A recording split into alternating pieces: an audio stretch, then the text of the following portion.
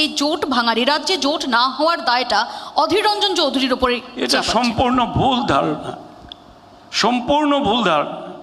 দেখুন, আমি প্রথমেই বলেছিলাম বলতে গেলে দীর্ঘ সময় লাগে। পার্লামেন্টে 7টা বিল, একটা দুটো নয়, 370 থেকে শুরু করে 7খানা বিল যখন পার্লামেন্টে, রাজ্যসভায়, লোকসভায় সংখ্যাগরিষ্ঠতা আছে, ওরা পাশ করিয়ে নিয়েছিল।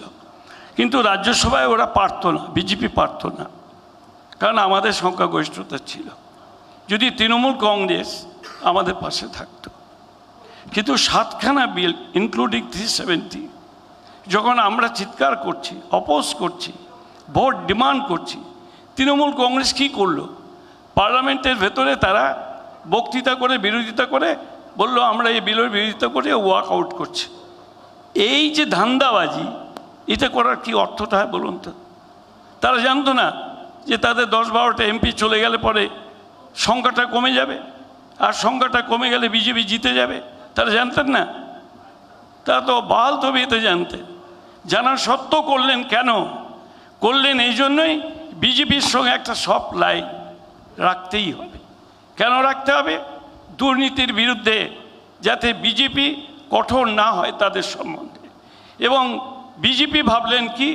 বিজেপি ভাবলেন যে যদি আমাদের শর্টফল হয় নির্বাচনের পরে, তাহলে দিদিমণি আমাদের সমর্থন দিয়ে দেবে।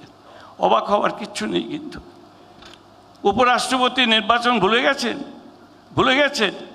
কত বিরোধ ছিল উপরাষ্ট্রপতি যিনি হয়েছেন ভারতবর্ষের বর্তমানে, তার সঙ্গে মুখ্যমন্ত্রীর বিরোধ। আমার ছোট ভাই পার্থ, তার সঙ্গে কত বিরোধ হয়েছে আপনারা ভুলে গেছেন? কিন্তু সেই বার্তরা, সেই তৃণমূল কংগ্রেস ভোট দিল না, ভোট দিল না। কেবলমাত্র এই উপরাষ্ট্রপতি নির্বাচনে তারা বিজেপির প্রার্থীকে জেতাবেন বলে। কেন? এ প্রশ্নের উত্তর বাংলার মানুষ দেবে না।